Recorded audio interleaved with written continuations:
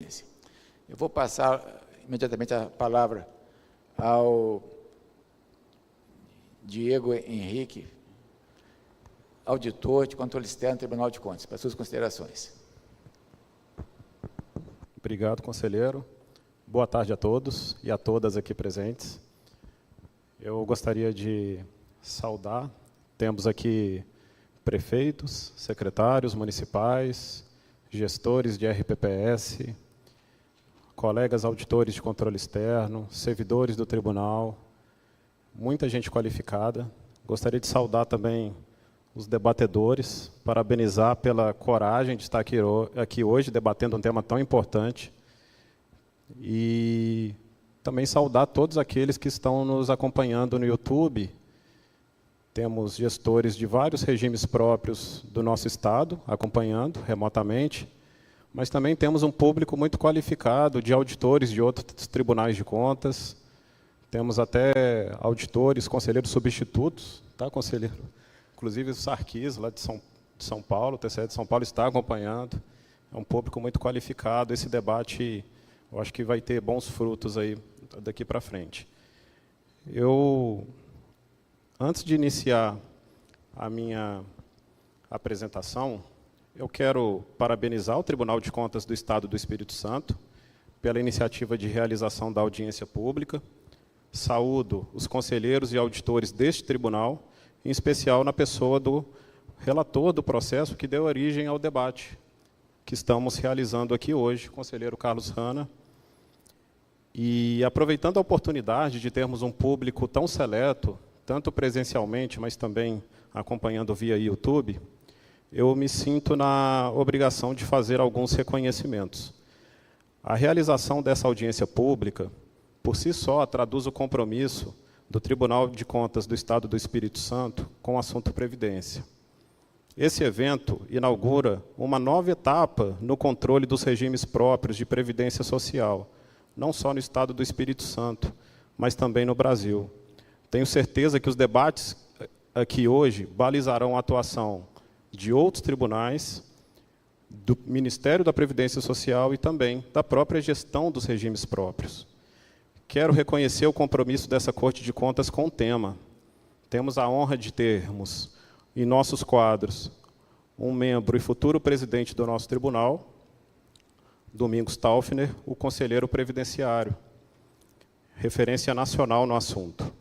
E não poderia deixar de reconhecer a atuação também do nosso atual presidente em defesa da sustentabilidade dos regimes próprios de previdência do nosso Estado, desde a época da sua atuação na Assembleia Legislativa, como deputado estadual, e depois de conselheiro do Tribunal de Contas, quando incorporou a análise previdenciária nas contas do governo do Estado.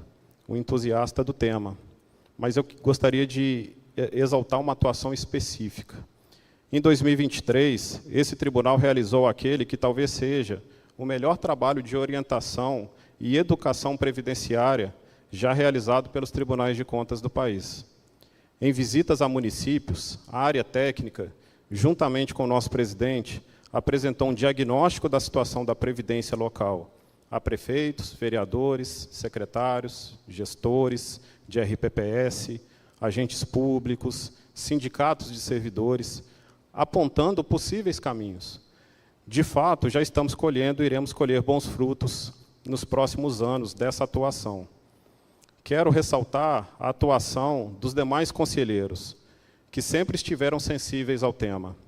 Tivemos boas conversas, boas reuniões de trabalho, e também a atuação do Ministério Público de Contas, incansável na defesa do equilíbrio financeiro e atuarial dos regimes próprios, em especial ao procurador Dr. Heron, que propôs o incidente de pré-julgado tratado aqui hoje.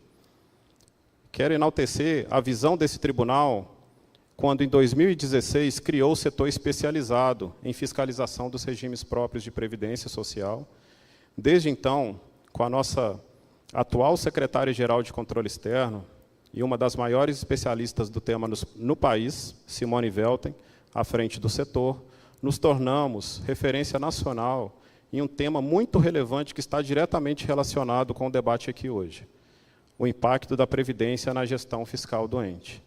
Inclusive, por meio da rigorosa e inovadora atuação da nossa área técnica, a legislação previdenciária a nível nacional já incorporou importantes aspectos de gestão fiscal para balizar a organização e o funcionamento dos RPPS brasileiros.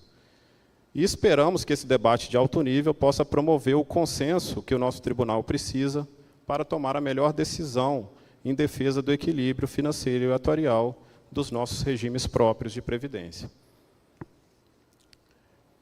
Deixa eu ver se está funcionando. O Estado do Espírito Santo criou a cultura da responsabilidade da gestão fiscal. Nós somos o segundo melhor estado em uma situação fiscal, em melhor situação fiscal dentre os estados brasileiros. Nós temos a maior quantidade de municípios com notas A e B na capacidade de pagamento, segundo o ranking da Secretaria do Tesouro Nacional. E a Previdência, sabidamente, é um dos grandes pilares da gestão fiscal. Eu queria chamar a atenção aqui para essas duas frases. A primeira, ela foi muito falada nas nossas reuniões. A Previdência é o novo saneamento básico. O conselheiro do tribunal falou isso numa reunião e a gente sempre tem utilizado essa frase. O próprio prefeito falou isso também. De fato, é uma questão que a gente tem visto ao longo dos anos. Não existe uma vontade política de enfrentar esse tema como deveria ser enfrentado. Por isso, a necessidade de reformas previdenciárias de tempos em tempos, para endurecer as regras. Essa discussão hoje, ela teria um efeito, talvez ela não estaria sendo discutida, se desde 98 nós estivéssemos preocupados, de fato, em promover o equilíbrio financeiro e atuarial dos nossos regimes.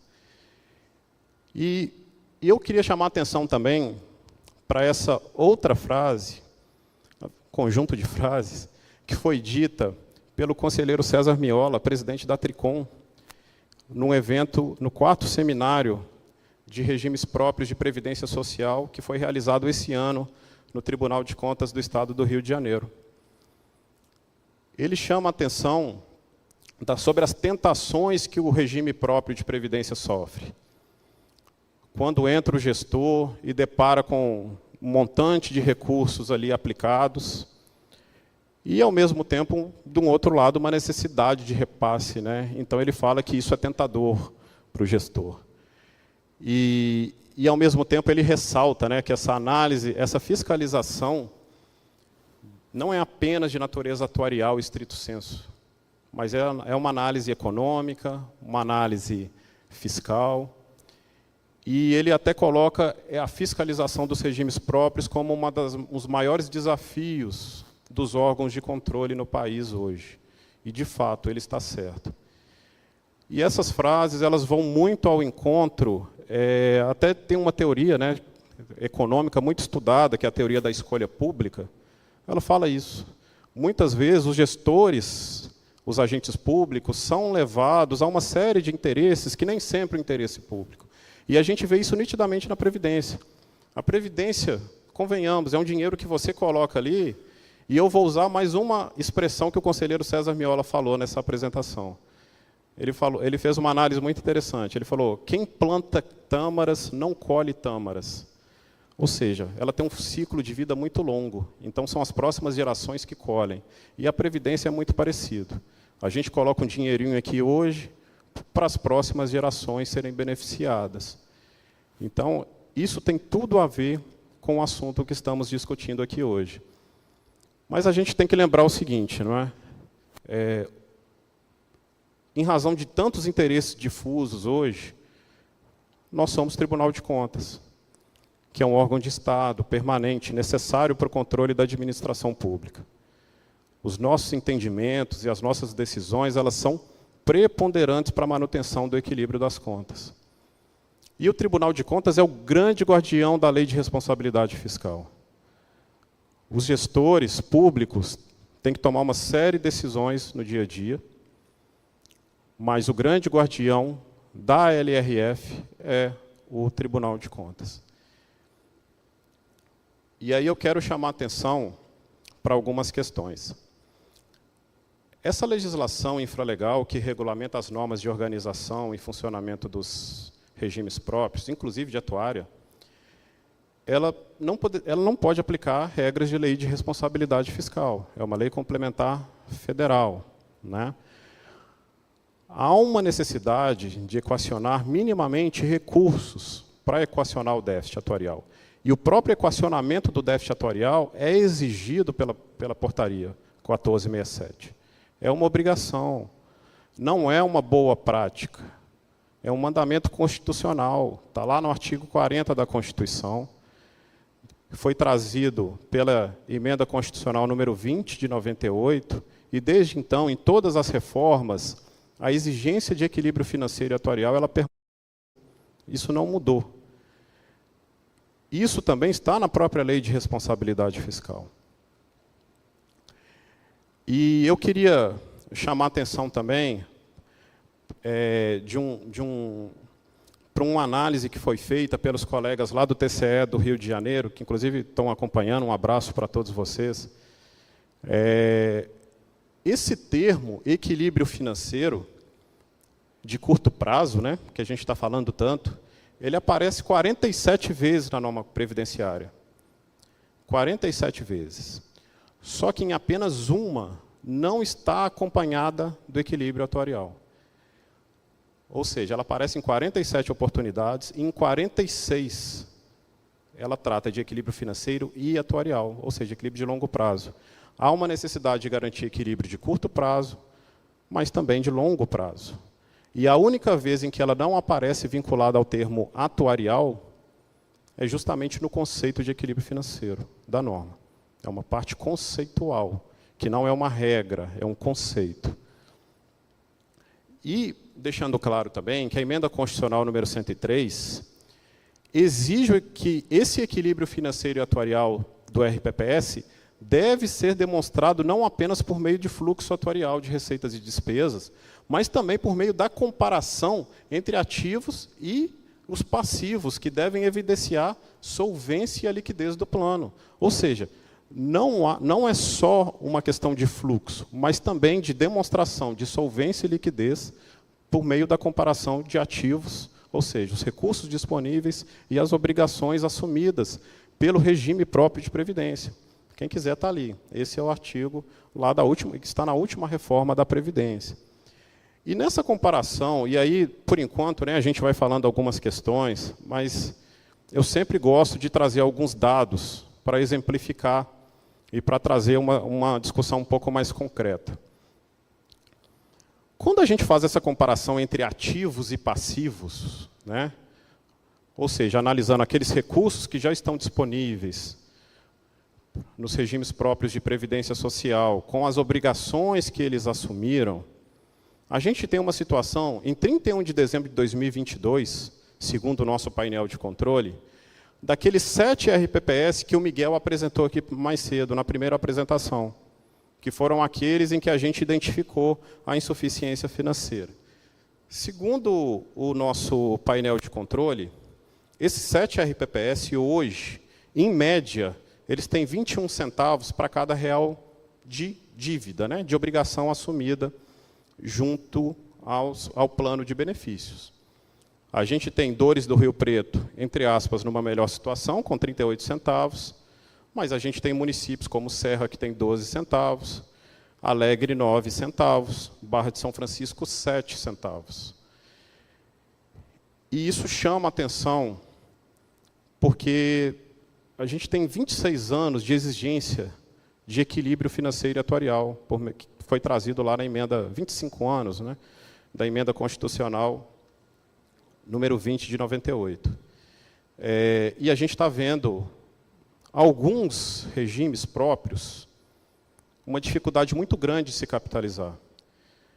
E em nossa análise, quando foi criada a nossa Secretaria de Previdência lá atrás, uma das questões que a gente percebeu era se aprovava o plano de custeio sugerido na avaliação atuarial, vários deles se repassavam o recurso em dia, E, mesmo assim, não saía, não conseguiam melhorar os indicadores de capitalização, e, muito pelo contrário, vários regimes até pioravam.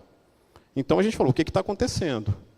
Por isso, a necessidade de uma análise mais aprofundada e criar uma metodologia para tentar avaliar minimamente a capitalização dos regimes. Então, para esses 7 municípios, e eu vou usar esses 7 como exemplo, porque são 7 que a gente tem apurado. A última posição, né, os 7 que a gente apurou em insuficiência financeira. Quando a gente pega a avaliação atuarial desses regimes e compara as projeções elaboradas pelo próprio atuário, tá, de receitas, despesas previdenciárias, ano a ano, para os próximos 75 anos, a gente consolidou esses dados. E essa é a situação. Para esses 7 municípios, esse é o cenário. A curva vermelha ali é a despesa previdenciária ao longo do tempo. A gente está... Opa! Desliguei. Onde eu... Aqui. A gente está aqui, né? Nesse ponto 0. Isso aqui, gente, é prospectiva, é daqui para frente, né? Os próximos 75 anos. Então, a gente está nesse cenário aqui hoje. O problema, não sei se vocês estão percebendo, é que a gente está num cenário o quê? De crescimento da despesa, né? E eu estou falando desses 7 municípios que têm, em média, 21 centavos para cada real de dívida.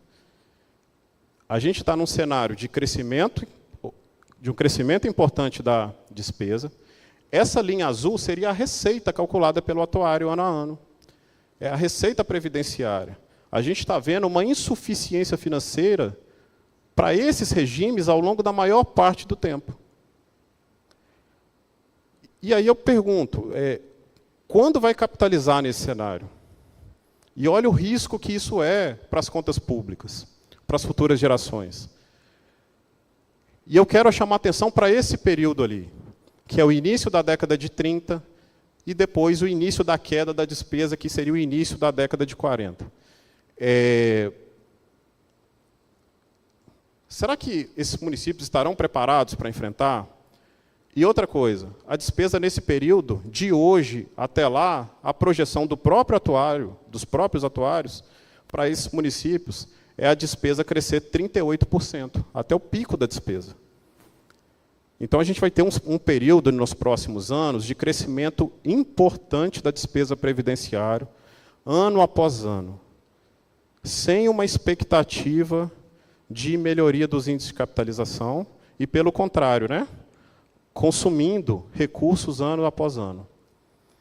Só que eu vou lembrar, eles têm, em média, 21 centavos. Eu quero chamar a atenção. Como que, por exemplo, Barra de São Francisco, Alegre, Serra, vai conseguir atravessar esse período? Então, eu acho que quando a gente começa a mostrar, essa é a preocupação do nosso tribunal, essa é a preocupação da área técnica, porque eu acho que isso começa a demonstrar mais claro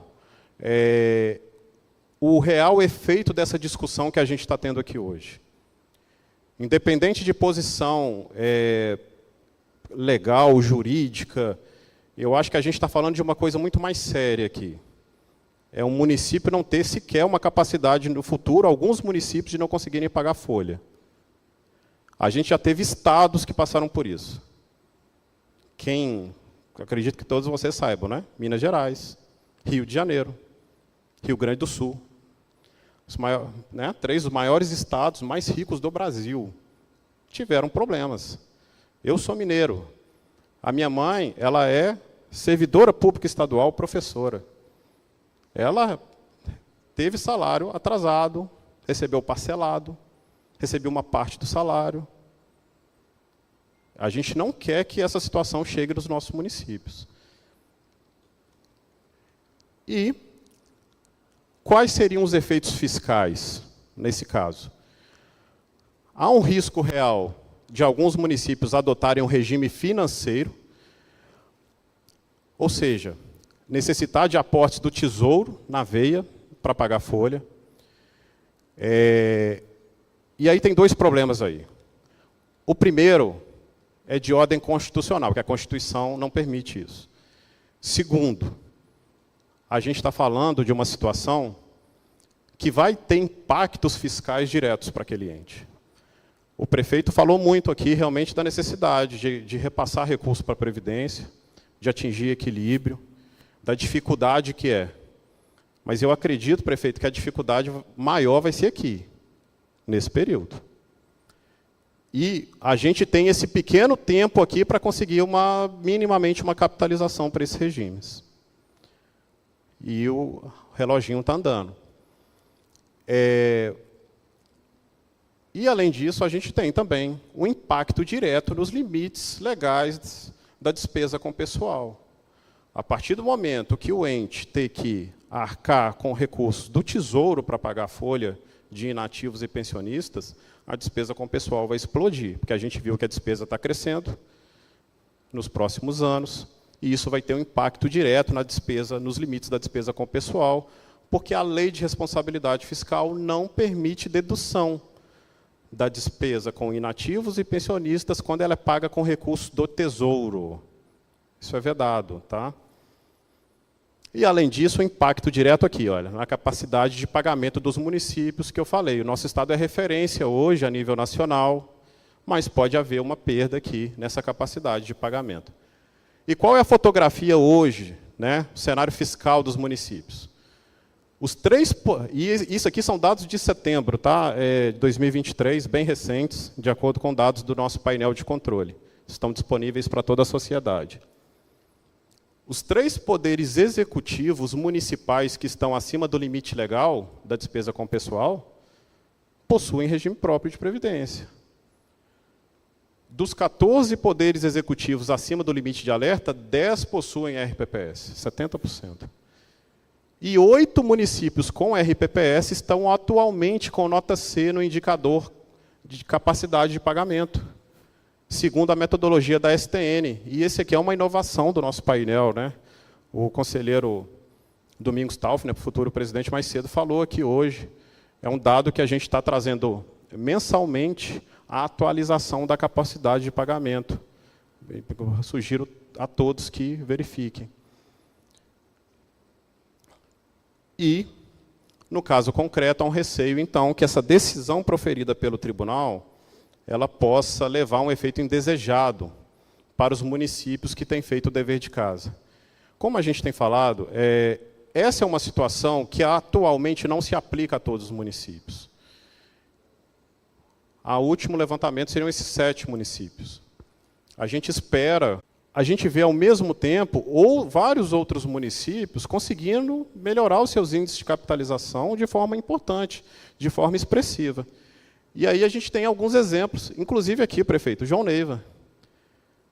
O prefeito falou do esforço fiscal que ele fez. E eu vou falar que a gente pode falar com um pouco de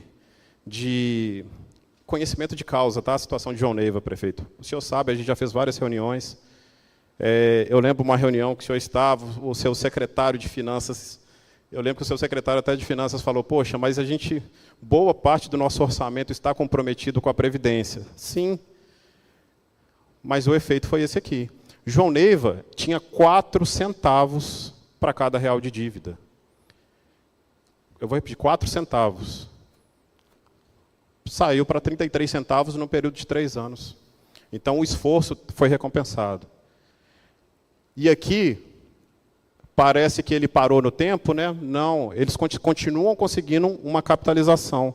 Eles estão aumentando. O problema é que aumentou o passivo. Aí eu concordo com o prefeito. Tem que cuidar do passivo também. Ele falou da questão dos aumentos salariais, enfim. Mas eles continuam aumentando os indicadores de capitalização. Então, o João Neiva aumentou 800% a capitalização nesse período. Exemplo de Fundão, Guaçuí, Santa Leopoldina. E o que tem em comum em todos esses municípios é que todos tinham insuficiência financeira lá atrás. Em todos eles, a área técnica chegou um momento que apurou a insuficiência financeira segundo essa metodologia e eles modificaram administrativamente o rumo, adotaram medidas para reequilibrar financeiramente os regimes, todos eles. E a gente vê também uma questão em comum, né? Acho que não dá para ver muito, mas essas melhorias ocorrendo principalmente a partir dos anos 2017, 2018, quando a gente realmente começou a atuar de uma maneira mais forte, e os municípios começaram a serem notificados nas prestações de contas anuais. E, além disso, né, pessoal, a gente não tem como deixar de lado uma questão que é muito importante quando a gente fala de previdência. A gente está discutindo números, equilíbrio, análise fiscal, mas a gente sempre tem que cuidar do caráter social da previdência, né? A previdência tem um caráter forte social, esse lado a gente nunca pode deixar, a gente nunca pode esquecer esse lado.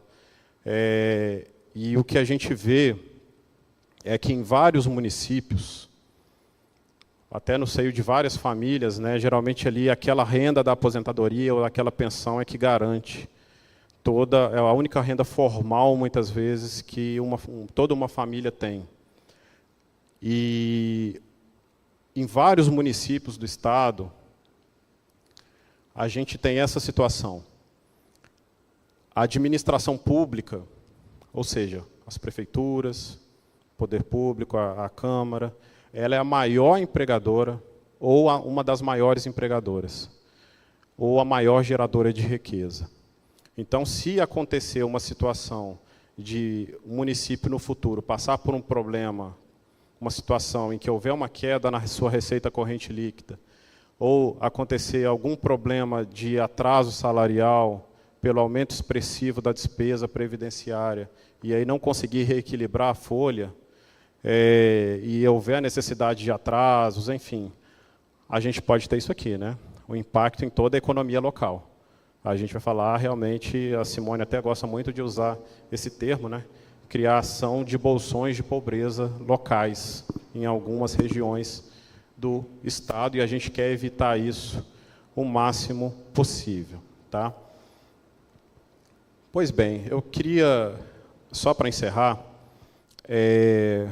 queria agradecer a oportunidade, parabenizar mais uma vez o tribunal. E eu sei da dificuldade que é, acho que a fala do prefeito hoje, ele trouxe um caso concreto, real, de dificuldade. E isso tem que ser levado em consideração, sim. Mas eu sempre penso, prefeito, que a situação, a gente ainda pode alcançar no futuro uma situação muito mais delicada. E essa é uma preocupação do tribunal, como grande guardião da lei de responsabilidade fiscal, a gente quer evitar. A gente vai evitar ao máximo. E se há uma discussão hoje, uma audiência pública, eu acho que inédita a nível nacional, a gente está falando de uma mudança, uma necessidade de mudança de atuação e de controle daqui para frente. A gente espera que essa audiência pública ela tenha os efeitos desejados, que é o principal, conselheiro, que é garantir, tá, o equilíbrio financeiro e atuarial dos regimes, que eles consigam pagar os seus benefícios no futuro. Então, muito obrigado e uma boa tarde para todos.